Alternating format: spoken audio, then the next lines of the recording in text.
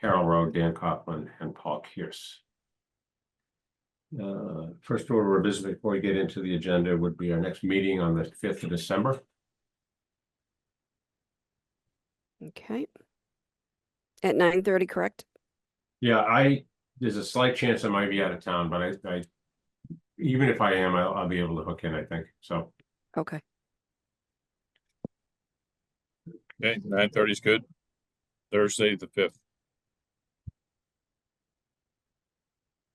So, our first order of business is an abatement on 725 Jerusalem Road, and from what I'm reading, it's a double billing, Carol, from the water department, is that correct? Well, yeah, this one for the 725, that one was, they had actually billed it while it, in the months that it had burned down. And so they shouldn't have been charged, is what Brenda was saying. So, the amount that she came up with for the abatement was $240.58. Oh, Because they had a huge fire and they had to tear the whole Yeah, place down yeah. and rebuild. So, Where was the water coming from? Were they just had a water break or? it wasn't, as far as I know, it wasn't a water break. It was just the fact that we were billing them during the months that they obviously weren't living there because the house had burnt down. Probably the minimum charge, right? Yep. One month was $41.84 and the other one was $198.74. Yeah. Somebody want to make a motion that we? yeah, I'll make a motion to approve the abatements for 725 Jerusalem Road. I second it. All right, we'll do a roll call. Bill McGowan, aye. Paul Kearse, aye. Wayne Sawchuck, aye. Okay, so we have 380, 390 abatements. So CJC, no, don't believe there's anybody here from them. Well, no, but hold on. Brenda's actually coming on, so she might be able to talk to you about this. But I do have the information that she sent me. Okay, and I did get a note from Greg. He's around, but I don't think we need him if they're not going to be here. So He is waiting out on the call. Glenn, is that what you said, or Greg? Greg. Oh yeah, he's not on the call right now. Hey, Brenda. I'm here. Hi. Hi. Can you explain to the guys the issue with the 380, 390 abatement? Okay. Thanks. Hi, everybody. Hi, Morning. So what happened in a nutshell is we did a reprogramming of the 4 accounts that we have with compound meters. A compound meter is like 2 meters in one. It monitors the low and the high flow. So for all the years I've been here, it's always been 2 separate bills. So Danny Berman, our programmer, had reached out to all of his customers and said, how do you feel about combining these into one bill? And a bunch of us said, hell yeah, that'll be a great idea. So we did that. The problem was the account that monitors the high flow that got added to the other one. But unfortunately, I forgot to remove the rate structure from that one account. So they were double billed for water and for sewer. Mm-hmm. So the request for abatement, I filled it out because it was my error, my programming error. Along, you know, I didn't even think about having a separate rate structure in there for that account. So if you were to look at the invoices for each one of these, you will see the dollar amount was double billed. So I'm just asking for the sewer to be abated on the one account that will no longer be billed. Okay. Does that make sense? It does. Just in addition to all current water bills and sewer bills are up to date. We did check on that the other day because he had some permits there. So the only outstanding one is the abatement portion of it. Again, all his other payments are up to date. Okay, and then, Brenda, could you, send me an email with a opportunity to do a Zoom call with you, either Monday, Tuesday, or Wednesday next week, or even tomorrow? Sure, I just need about 15, 20 minutes of your time. sure. Somebody Absolutely. want to make a motion on this? I'll make a motion to approve the abatement, for the overbilling of, 380 to 390, CJC.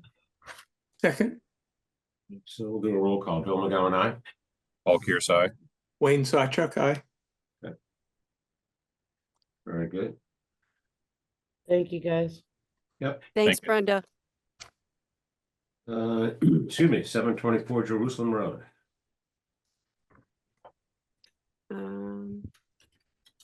They're actually not on the call. They didn't come on through the call. I did send out the email though, and the appointment for the call. Who are they? It was McKenna Builders. Why What? don't we go I- on to the next one, and then if they come by, we'll jump back onto them. Well, we Okay, were- sounds good. Yeah, during our last meeting, Dan asked for some approved plans, Yes. to be, did you ever get those, Dan? Yep, I got the house plans and basically it demonstrated that there was no increase in the bedroom counts. So Okay, no EDU chat should be applicable. 83 Spring Street. Okay, let me put David Wan on.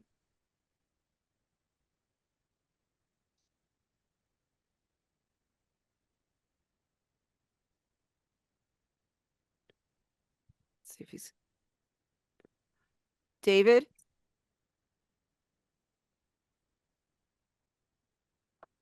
David, can you unmute?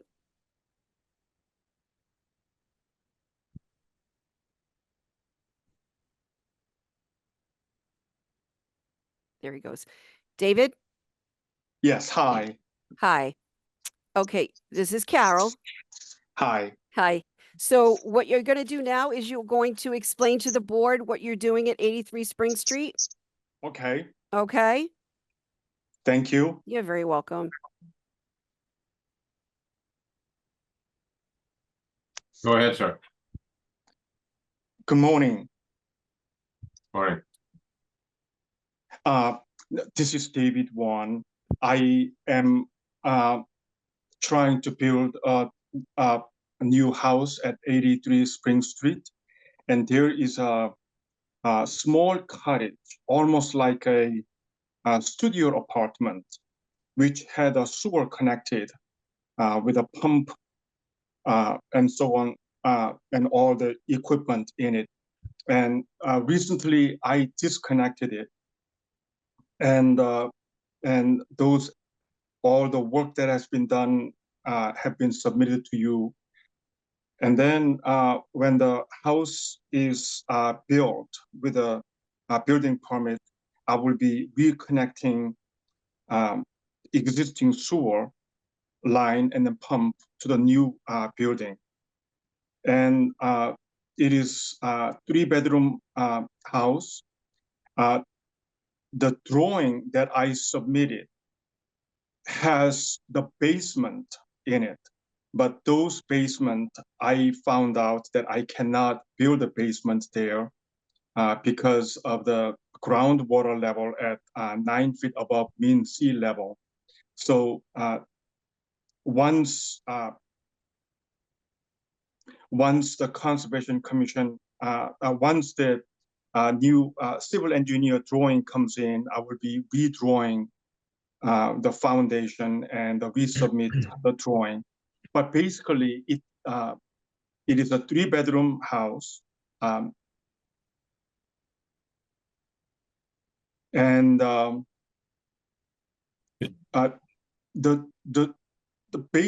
basically the sewer connection does not change. That is existing at the moment in the property. are you at the, dead end of Spring Street where the railroad tracks are? Yeah. Okay, so this is the abutment. So there's a big garage in front and a house right behind it, right? Garage is Mm, gone now, I think. No.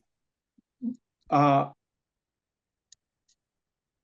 I, that the right, is that the right property that I'm thinking no, of? I don't think so. Okay. So what's existing now? Is there's already a house there or no? It's a small cottage, very small cottage, like a studio style cottage. And also there is a separately about 50 or 60 feet away from the small cottage, there is also a shack and outhouse, which has nothing to do with the sewer. So Dan, have you gotten the plans? Yes, I received the plans. Shouldn't be too bad, this one. He's not moving the pump. He's not altering the pressure sewer line. He has taken the panel off, though, so it will probably need a restartup to demonstrate that all the controls and alarms are working well. And he also has to install a new gravity line from the new home to the pump itself.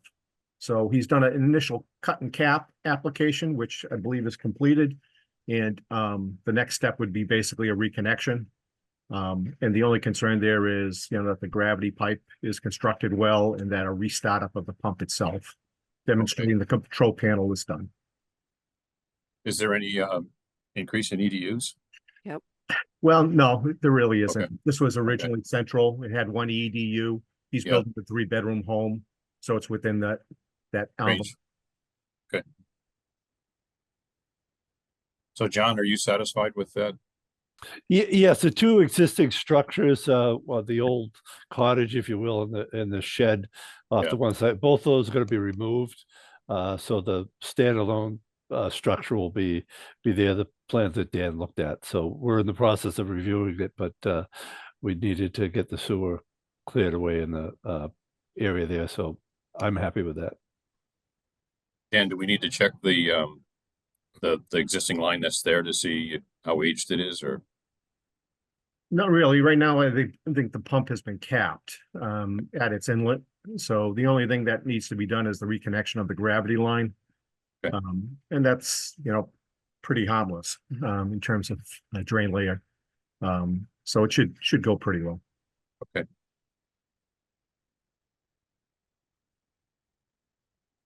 And all the necessary filings have been given to us, Carol? I'm sorry, say again?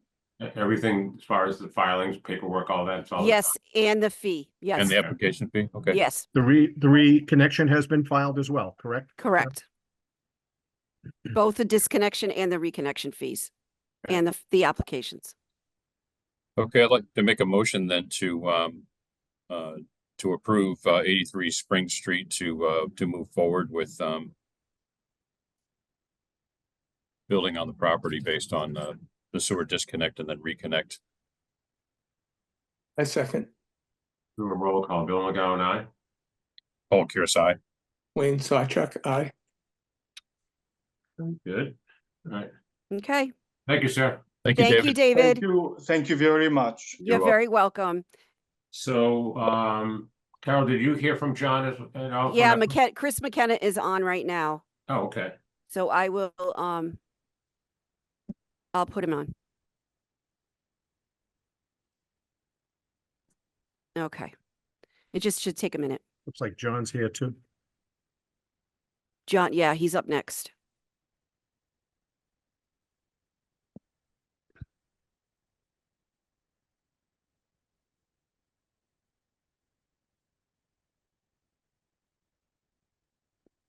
Chris, can you unmute, please?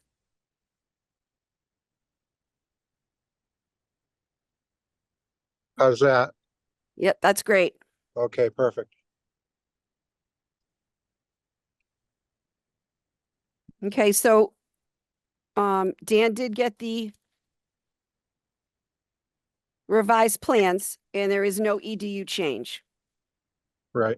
Okay, We will have a couple of comments. Right now, I think the grinder pump is shown in a patio. So I wasn't sure if that's still being proposed or if it's going to be brought off to the side. The pump doesn't Yeah. have to be at grade. Yes, it's not in the patio at all. So excuse me, just for a second. I thought we were getting John Detroit from. Oh, from sorry. Albany. I'm sorry. This is 724 Jerusalem. Yes. Okay, For us to approve, other than he filed his application in V. Dan requested the new plans, which he has the new plans. Yep, and there's no EDU increase, which was the concern we had. Yeah. We do have a couple of comments, but I believe from what Chris just said, maybe the plan was revised again, so. Get that revised plan, Chris? Yes, so, yeah, the ejector pump won't be in a patio, it's in a grassy area. It's pretty much per plan that Greg Morse did. So I'm not sure if you guys have any other concerns. think so, no. So Chris, will you be sending that revised plan to Dan? Sure, I can do that, That'd be great. Thank you. like an as-built, Yes, and can you CC me as well? no problem at all. Just the Thank you. plan, just the plan showing the where the pump is being located now. Okay, You said it's outside the patio area, yes, so I didn't have a plan with that, so. okay, Also, Chris, if you'd like to, while you're doing that, if you get the as-built for the house and the garage on there at the same time, and we could put everything together and you don't have to do it twice. that's perfect, John. All right, thank you. Thank you. All right, that saved me some money. Hopefully. Okay, And Carol, we have all the requisite paperwork and fees and everything else is done. Yes.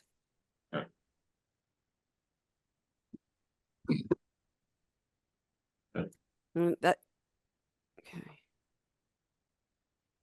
So as far as John from FR Mahoney, is he on? He is. Yes, okay. So we're all set with 724 Jerusalem Road. Thanks, Yeah, Chris. Sounds like it, yeah. all right, thank you. You're welcome.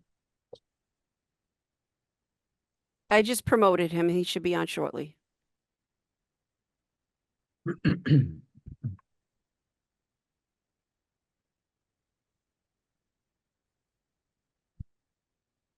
John, can you unmute, please?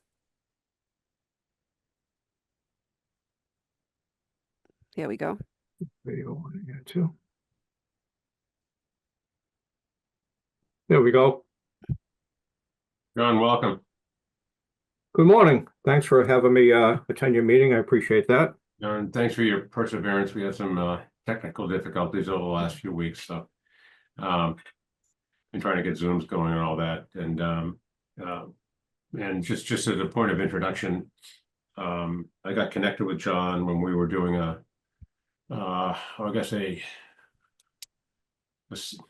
abatement for a property off of Forest Street, and at the time Wayne asked to have him come on so we could talk about the grinder pumps and inspections and all of that. So I'll leave you to the board. You have Wayne Sawchuk and Paul Kears, and Dan is our engineer, and Brian is he runs everything in the town, so go to him first. So I thought we would just have a conversation as to what you could do for us, and I know Wayne had some points regarding inspections of the pumps and things of that nature. So, Wayne, if you want to start off, that'd be fine with me. I'd like him to start off. And Okay, it's fine. Basically, John, if you can give us an idea of what's happening, but we're looking at a way of inspecting some of the pumps on a regular basis, whether it be through Woodard and Curran or yourself, and you just stay on top of things.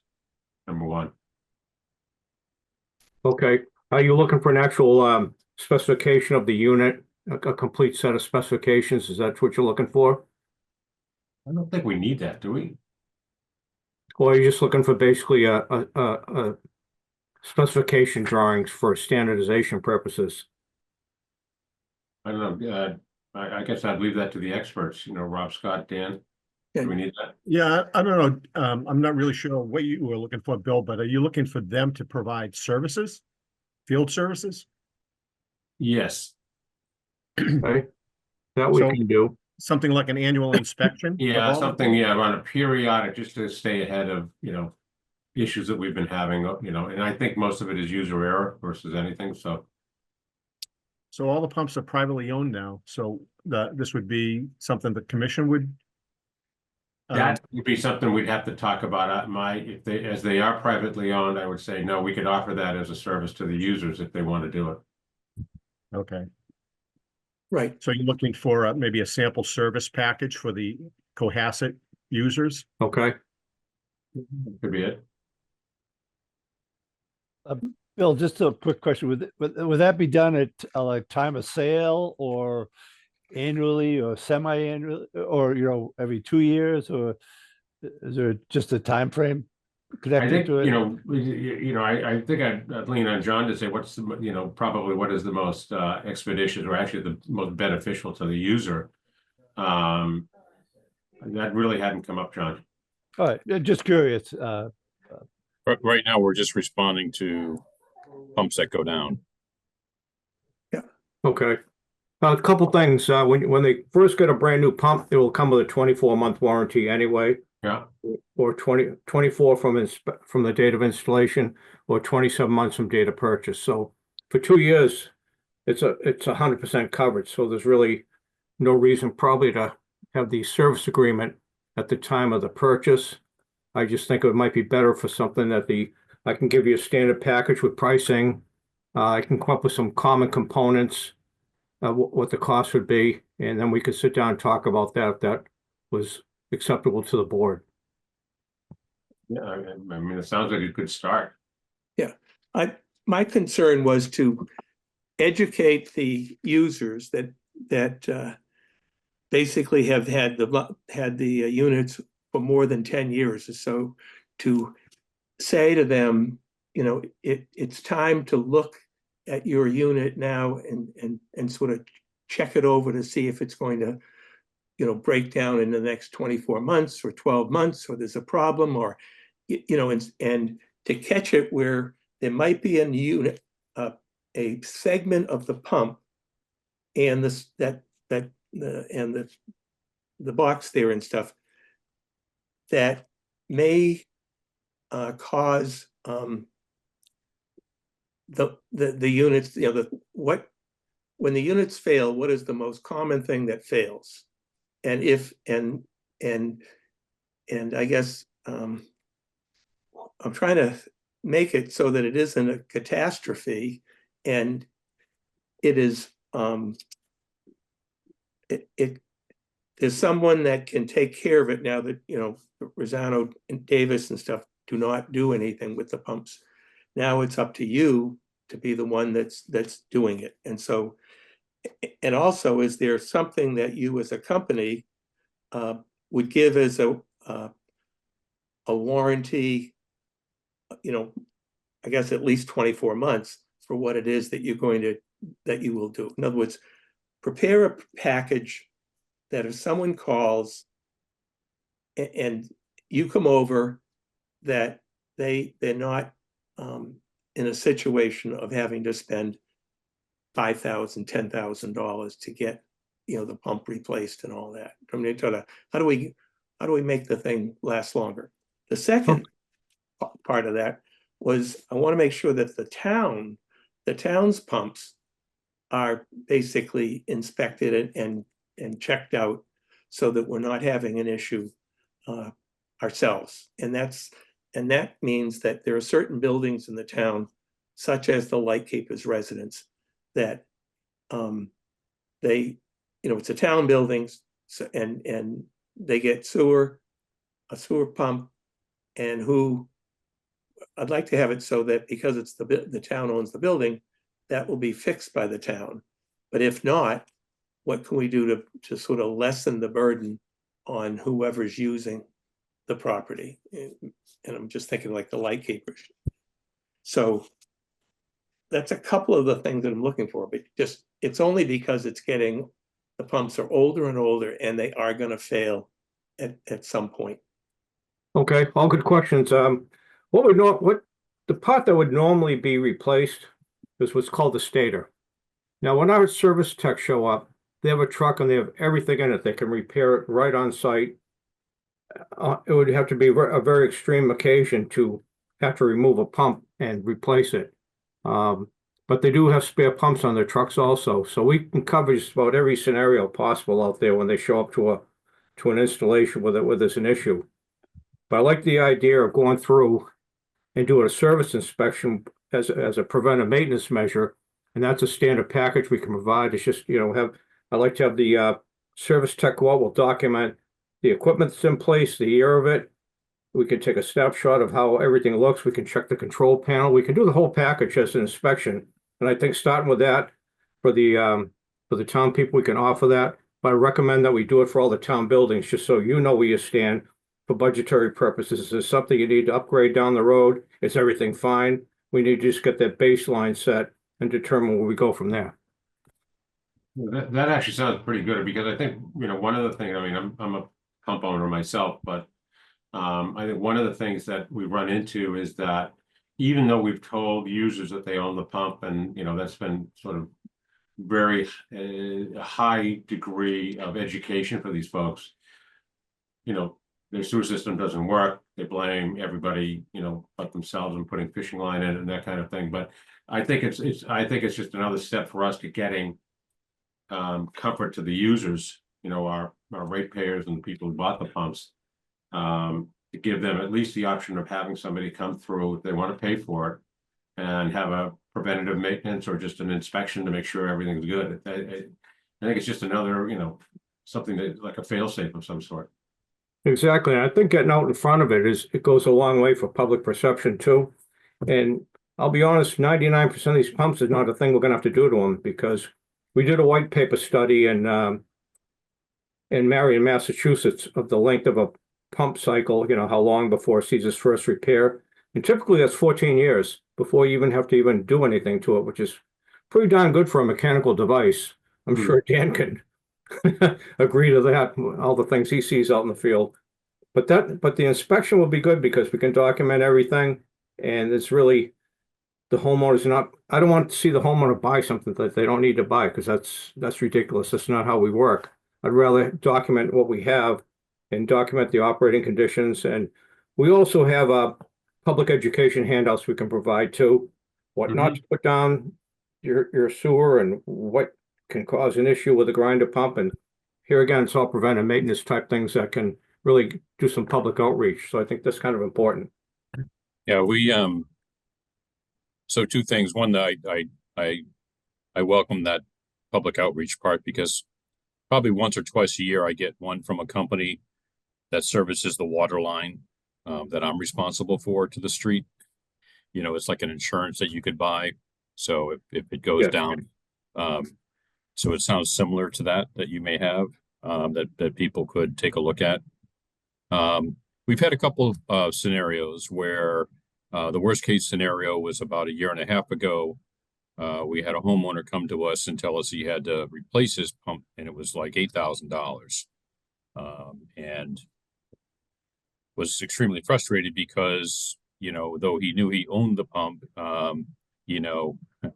he thought we had another 10-year payment plan available for everybody, and we don't do that. And then we've had other folks where you just were up at Grace Drive, where the alarm was going off, and you guys went up there to service that pump, and that was a minor service and repair that was under $500, I guess. So those are the kind of scenarios we're probably going to see, because I don't know how old these grinder pumps are at this point, but they're at least 10 years old, if not older.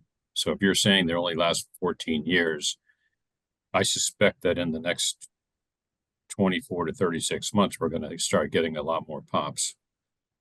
I just want to clarify, 14 years was when we first started seeing the first need for replacing a stator or a part here and there. That's not the life of the pump. So I just want to make sure that we all understand that. And there's pumps that are out there that run 25, 27 years. We have the documents that never had to do a thing to them. So it's just a case of fix it when it needs to be fixed. And if it doesn't need to be touched, leave well enough alone.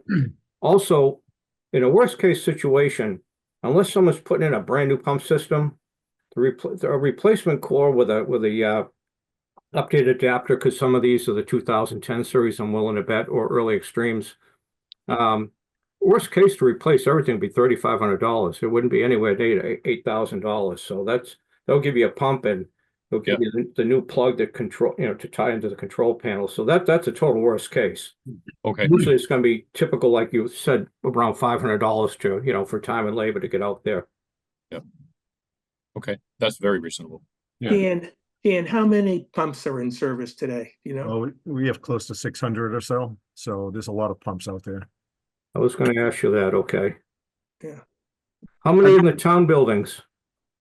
Probably under 10. I mean, there's not that many. Okay. In fact, a handful. Do we have a list of which ones are in the town buildings? I'm assuming that probably, if you could give me a copy of that list. Yeah, That'd be well, helpful. what is considered town building? You have the light keepers, obviously, you have the beach, you have the ball field, you have the library. So You got there's you got the Legion post on there? no, It should be gravity. that's that's gravity. gravity. Gravity, Yeah. okay. Yeah, The new senior center, the 10-year-old senior center, that is. that Yep. has one too. Yep. That's- So, yeah, there's a couple. I mean, I think it would be good, I mean, it's up to the board, but if John could put together like a one-page sheet detailing this kind of overall assessment, periodic assessment that's available and a fixed price, and then also include his rates, plus some manufacturer's information for the, general information for the homeowners, maybe that's something we could just mail out to the users. Easy enough. In a town envelope, so they know where it's coming from, I think that's a great step. Yeah. And John, one of the things I'd like to do, is perhaps put you on a kind of a quarterly schedule, so you come before the board every, at least every X months. I think it's good, as you said, public perception that we're talking to our vendors, and particularly this, because everyone, I go out and look at my green dome every morning when I leave my home. So knowing who I can call if I have to is a good thing. So Yeah, I'd be glad to. No problem at all. one of the things that, if possible, John, you can check on is, it'd be nice to get a statement of repair activity within the town. Just a listing of addresses and maybe, 2 or 3 words, Okay. That would, maybe on a semi-annual basis or something like that, if that's possible. If you could just explore that, Sure. I think that'd be helpful for the commission to understand what's going on in the long term. Okay, so we can do that. but, It'll give you a good feel anything for where else, you stand out in the field, that's a good idea. Oh, it'll give us the ability to look at some trending analysis to see if things are progressing in the wrong direction or not. Right. That makes good sense to me. Anything else? Nope. Thank you, John. Okay, if you can provide me a list of what the actual locations are, I can pull something together for the town inspections, because for 10 sites, we could run through that in a day. That wouldn't even be a problem. Yeah, I can And put we- something. And where are you guys located? We're located out of Oxford, the service department. Main office is in Rockland. Okay, I'll put together a list and circulate it to the board so they can, in case I missed one. And if you have any pump information, that's helpful too. If not, we'll pick up that information. We're doing the inspection. Very good. Thank you very much for your time. No problem at all. Glad to help out. thanks, John. Thank Okay. you. Have a good morning. Thank Thanks, you. John. You too. I know we have Rob and Scott hanging off in the wings here somewhere. Yeah, do you have anybody else on you want to promote? Yeah, Glenn Me? Brad? and Michelle's here too. So I asked Scott and Rob to give an update on some plant operations and things that are going on. I don't know. I don't have the agenda in front of me. I don't know if you want to do that next or what. The only thing on the agenda is updates from Dan and any other business. Yep. Yeah, this would be under another business because Yeah. Yeah, You have pressure testing upgrade, any upgrade on National Grid, and there's CJC invoicing, which we just straightened out with Yeah, and I had talked to, just to full disclosure, I spoke to Rob yesterday, and I think it's probably worthwhile for him to mention some things today, regardless, pertaining specifically to the lakeside screen. We need to get a contract signed. I spoke to Michelle about that, and so we can get it in on or before, say, the 1st of June on a perfect scenario. So, but Rob, Carol- if you guys want to come on. Carol has to promote the other two. I did promote, Okay. Glenn is on. I did promote Michelle, but she hasn't come on yet. Okay, thank you. You're welcome. yeah. So do you want to do the updates from Dan first, or do you want to talk to Rob? I mean, Updates from Yeah. Dan. Okay, essentially, I put together a listing of the current services and actions more recently. And I had sent that to everybody with some photos and the like. So, I mean, nothing's really changed since I compiled that list. So really don't have anything else besides what's on that list. No real issues that I know of at this point in time. And, for the most part, everything, seems to be progressing slowly. Yeah, and you had sent me a list about 3 or 4 weeks ago on the projects in town. Correct, So I went through some of those. Some of those are closed at this point. correct.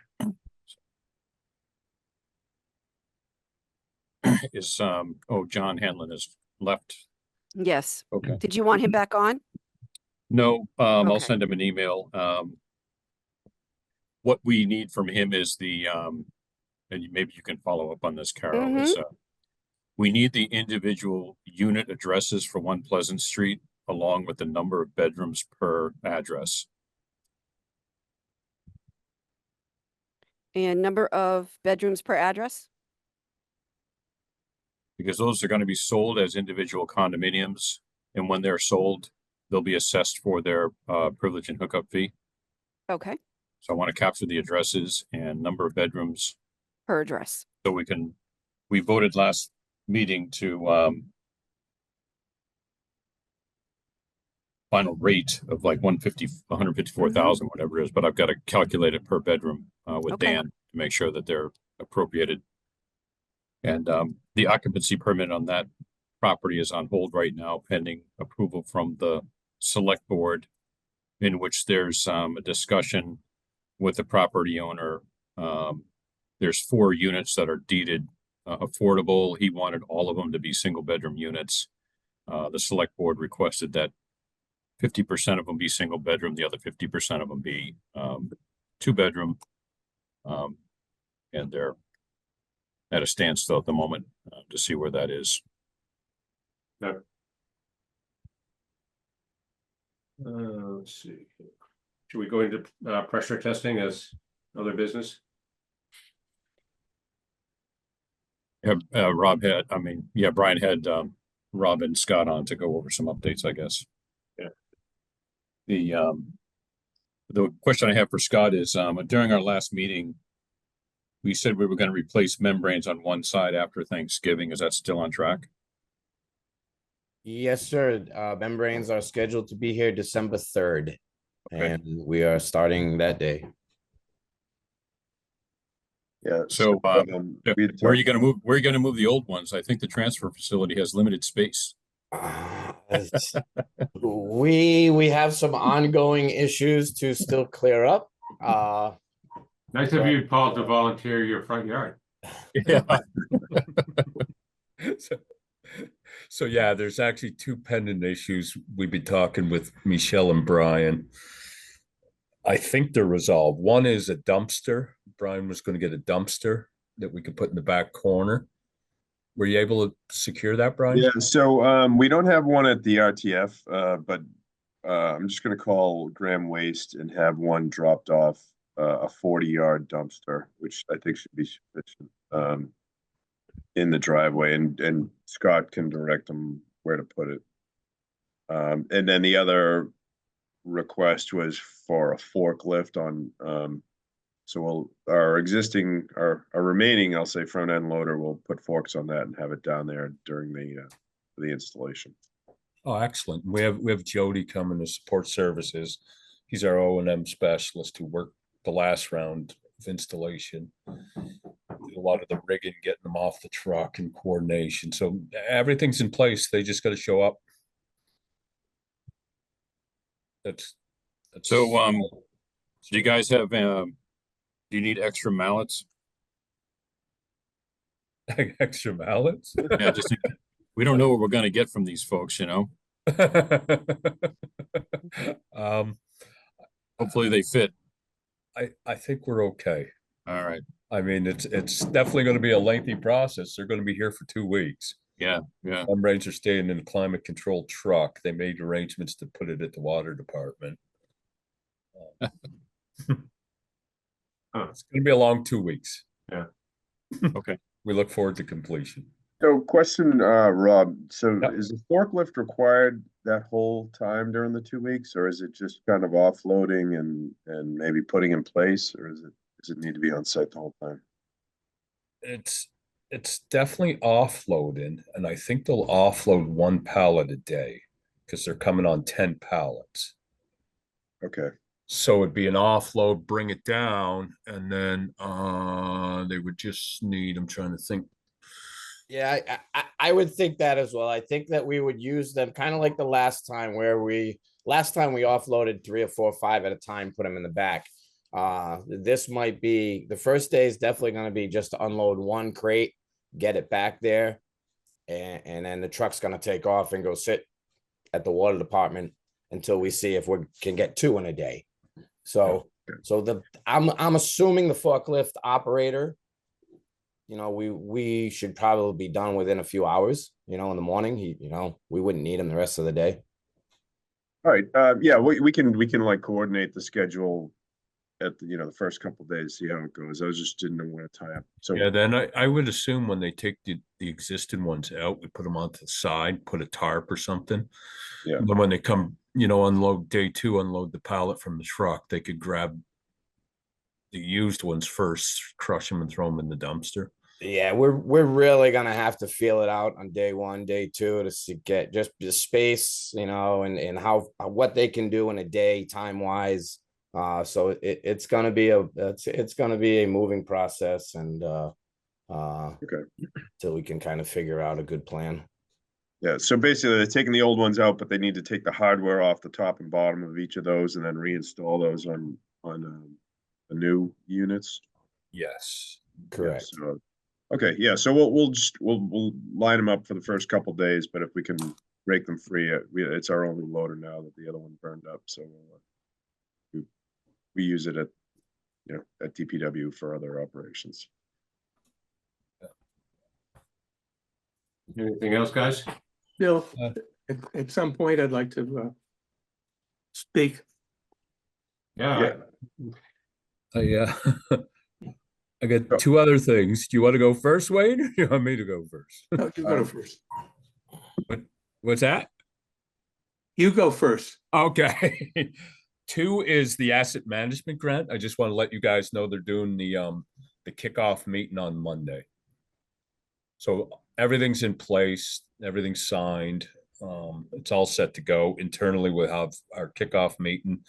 Then they've already assigned a team. They'll start working on the hierarchy and the conditional assessments.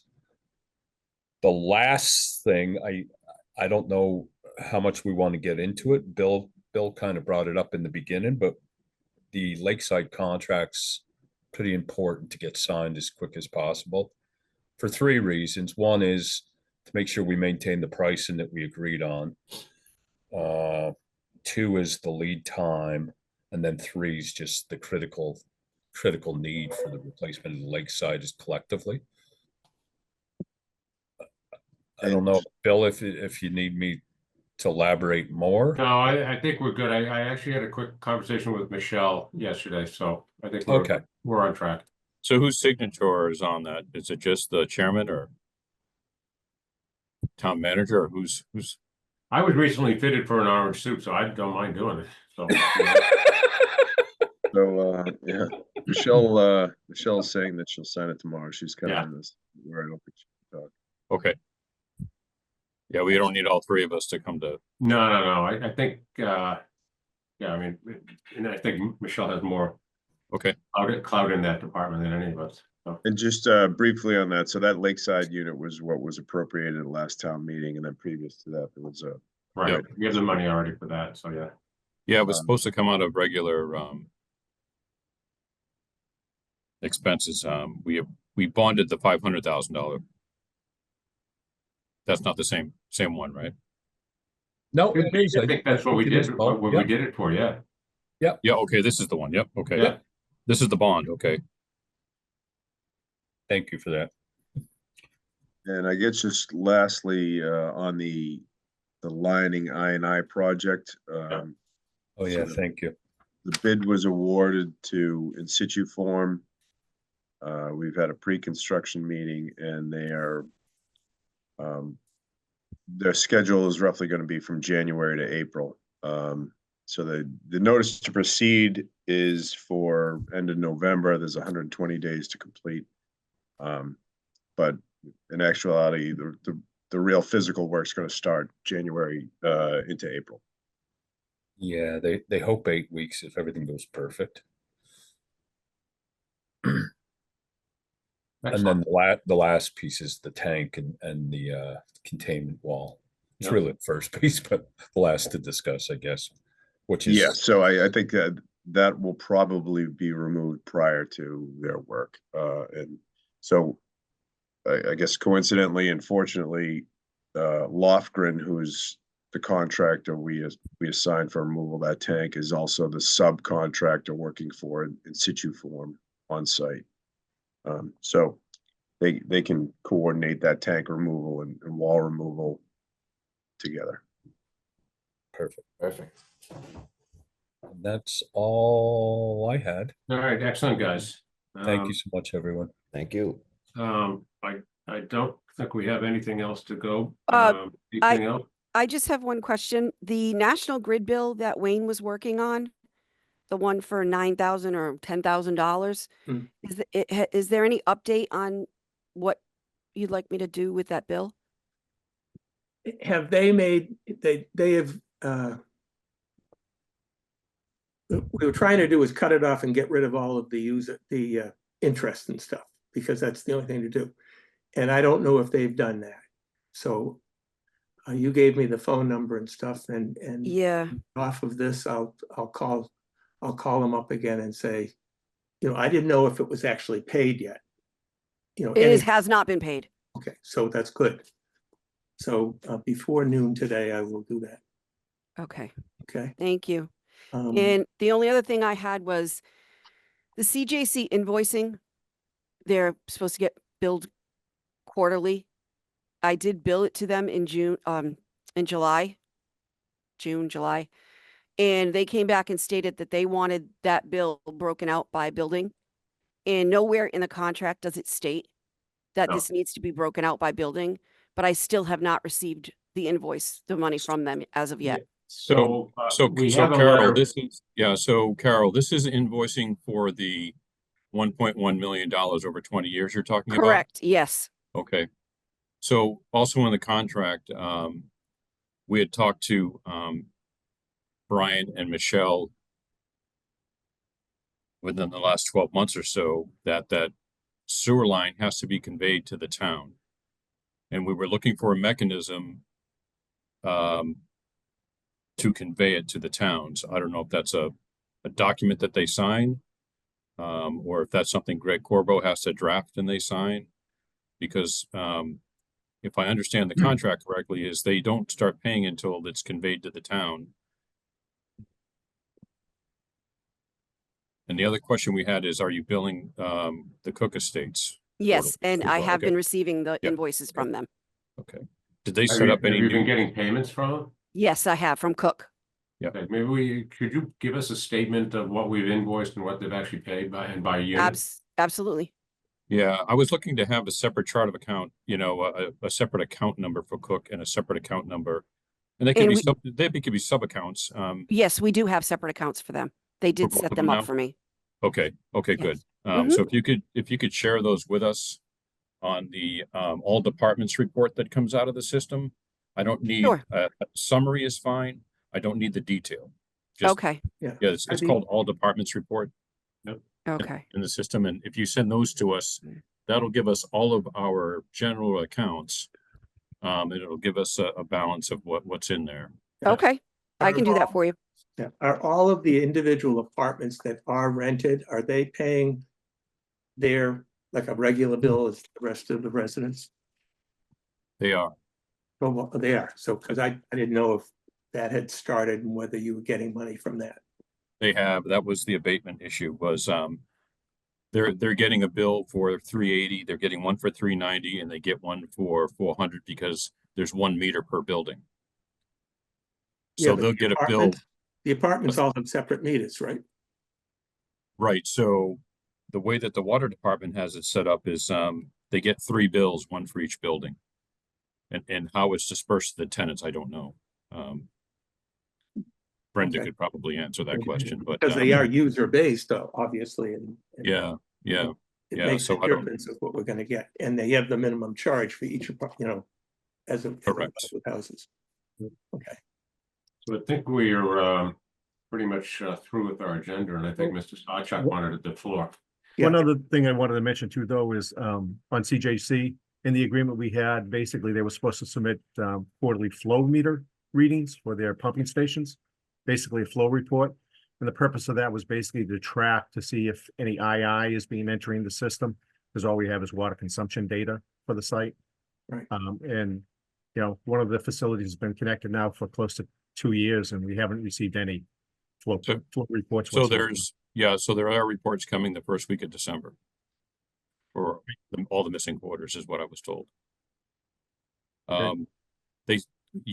They had created a form and sent it to us. No one We- approved the data collection forms on our side. And I told them to go ahead and use the form and just get us the data. Yeah, we had revised it. It was part of an amendment, but the amendment never got executed. Right. Okay. So I just told them just to get the data to us. Yeah. Sure. Bill, I have something I want to do before we hang up. Very good. Okay, to the Town of Cohasset Board of Sewer Commissioners. Today at noon, I am resigning my position as an elected sewer commissioner. I have served on the board for nearly 20 years, but declining health issues are making it harder for me to attend meetings or my duties as a commissioner. Wayne Sawchuk. Oh, I think I can say for everybody here that we're damn sorry to see you go. And I hopefully will be able to call you more than once or twice a meeting to say what's going on. Please do. You'll be missed, Wayne. Mr. Chairman, Glenn Pratt here. Come on, anytime. Can you hear me? Oh, yeah. Yes. I just want to step forward and say that back in 2007 and 2008, when the town water and sewer departments undertook the largest public works project ever undertaken by the town, and Dan Coughlin and myself, Tom Keefe, the water engineer, and John Beck used to sit in construction meetings every week for the Little Harbor Sewer and Water Project. It dawned on me we needed another street guy who understood construction. So I went to Wayne and said, hey, would you mind stepping into the sewer board for a term and get us through this Little Harbor project? And here we are, 18 years later. So that's how we got talked into this, but I think it worked out well for the town. The other thing that I just want to say is that Wayne is in a very rare group of community volunteers and community servants. He first started off doing community service in 1969 on the Veterans Memorial Committee. That's 55 years. So he's had a long run at it. And thanks very much, Wayne. Thank you, Wayne. Yeah, I just want to echo that. I want to say, one of the first people I met when I started here over a decade ago was Wayne in the parking lot talking about town hall which we're still talking about, but Wayne and I have had, he's helped out quite a bit on whether it's historic knowledge of the infrastructure in town or just you know, knowledge of different residents and developments of areas. And so Wayne, you know, sorry to see you go, but I really appreciate all your help in the past. Thank you. Wayne, I can If tell I you, may, I'd like to add one thing. I got a note this morning from my daughter Colleen. Now Wayne knows her and I know her, obviously. Back 27 years ago, Wayne. My wife and I were at a Cohasset road race and we still have 3 kids, I think. We had 3 kids then and we each took one and off we went to home and we left Colleen in the sandbox at the community center. And I came back and who's watching over but Wayne Sawchuk. So I said, thank you very much. I grabbed her and took off. And about 3 weeks later, I ran into him on the common with a net. And he asked me, do you have a business card? I said, sir, I do. I gave it to him. And every year for about 5, maybe 6 years, I got a request for $100 donation to the Rotaries for the man. And I got a tiny little logo on the back of my so you pay for my the free phone book. sweatshirt. Yeah, you paid for the phone book every year. I did. I think I did. Yeah. So, but my daughter sends her regards, and she's still with us. Yeah, I can't thank you enough, Wayne. You know, I've been a newcomer to town. I've only been here, I think, 40 years. But our town is beautiful because of folks like you who donate their time. And it's not just you donate your time. There's a passion that you have behind that time you donate, which is invaluable to any town and any board. So I thank you for that. And just moving forward after 12 o'clock today, Wayne, when you bring that to the town clerk, let her know that if any calls or any advice that is sought by you, it's $125 an hour. So you can tell your wife you'll finally get paid for your advice. Well, that's why I got to get that electricity bill taken care of before noon Yeah. Yeah. Make sure you get that. without done. having to send a check from me. Yeah. All right. Well, obviously, Wayne, we wish you well. But is there anything else anyone wants to bring up while we're here? Glenn? Wayne, I'm good. we would just like to thank you very much for all the support over the last 6 years. Greatly appreciated. And I hope you enjoy your retirement, your time off. Thank you. I'm certainly got a lot to do in the backyard anyway. I'll be there. Well, if Brian can't get the fork truck down there after December 3rd, he may need you. Yeah. Wayne will come with the excavator. Well, I'll be free. I can just come down and do that. We'll get all the snow plowing we need done then. Perfect. Yeah, really? Thank you, Wayne. Thanks. All right. Thank you very much, Wayne. So I'd like to make a motion to adjourn, Wayne. Second, And I'll do a roll call. Bill McGowan, aye. Paul Kearsarge. Wayne Sawchuk, aye. Thank you, sir. Thank you. Thank Wayne. you. Thank you. Yep. See you later.